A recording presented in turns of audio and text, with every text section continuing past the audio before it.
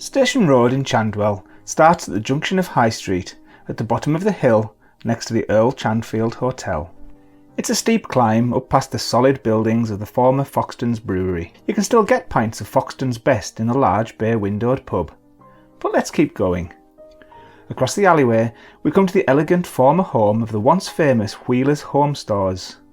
Erected in 1892, it has a curious tile-hung turret dormer on the corner of the building that is a real feature of the street. A fascinating Edwardian Victorian mock Tudor building stands beside the 1870 Gothic house.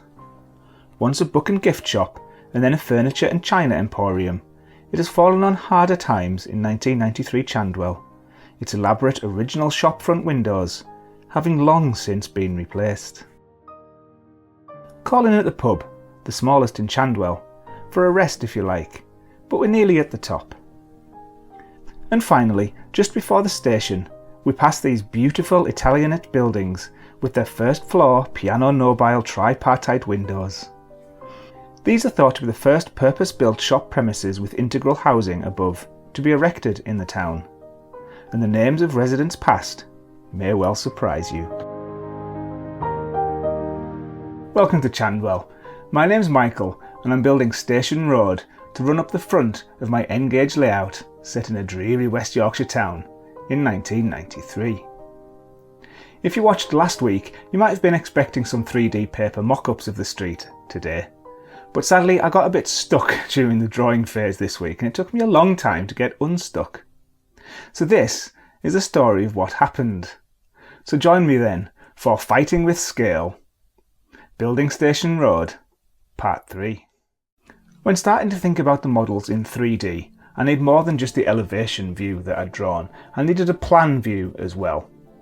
I want to maximise the number of shops on the street, so the large Shipley pub has become 2 shops and a pub, and the restaurant has become 2 shops. I continued to be inspired by Shipley as I drew the back of the pub with its angled rear wall and flat-roofed extension. So, with the Shipley buildings all in one place, I turned my attention to the Ilkley ones. Using the same shopfront template, estimates and measurements from Google, I drew what I thought was a decent replica of the first building, but when I dropped it on the hill, it simply looked ridiculous. It looked like a doll's house. I couldn't understand it. Beside the bottom Shipley building it looks okay. Maybe the ground floor is a little bit shorter, but other than that it seems alright. I brought my Earl Chandfield drawing in to compare. We know that this is a giant building. The floor heights of this seem to match the Shipley building almost perfectly, so the Shipley building is the right size. The doors of the Ilkley one match the Shipley one, so I've not accidentally drawn it at a different scale. I found an old planning application for the building, from the year 2000, on the Bradford City Council planning portal. It had a drawing of the elevations of the building at a scale of 1 to 50. I imported it into Inkscape and clipped a rectangle around the building. With the aspect ratio lock on, I simply multiplied the width by 50 to get it to 1:1 scale, and then divided by 148 to get the drawing to N scale.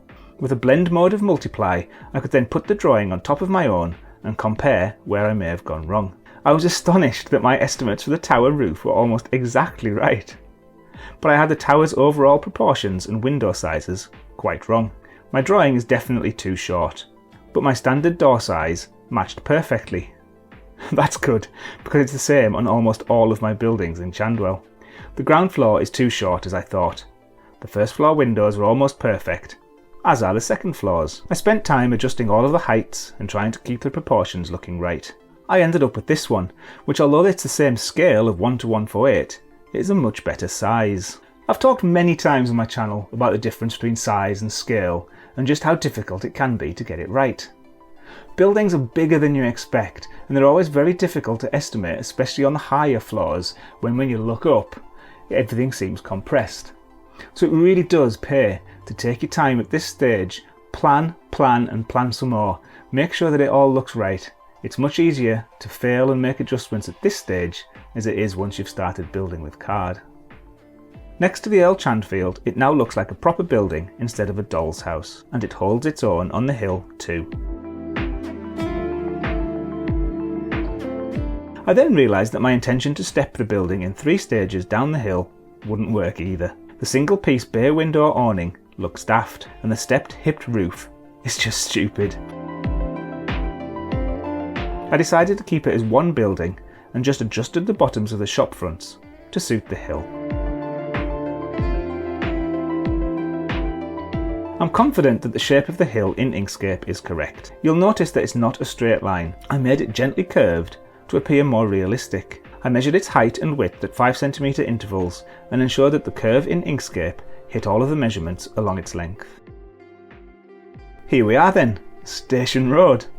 It will change no doubt, but I think there was at least 6 months of work in this build. The street has variation and interest, elegance, charm, and scope for yet more rich Chandwell lore. It has that unbroken terrace feel that I was aiming for, and it has an interesting footprint of outbuildings and different depths. I decided against a mysterious passageway, as there was no believable reason for it existing on such a short and narrow street. I spent 10 hours drawing and working on Station Road this week. That's taken the total time I've spent on Station Road to 19 hours. Thankfully I didn't spend any money though, so the cost, minus any electricity for the computer, is currently sitting at 2.1 pence. So I am ready for the 3D paper mock-up now, and I really hope that all of this planning and replanning pays off at that stage. If you like this video, please do me a favour and give it a thumbs up.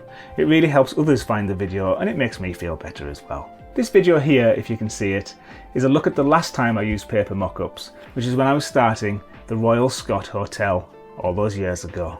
So until next week's Station Road mock-ups, thank you for watching, take care, and I'll see you next time.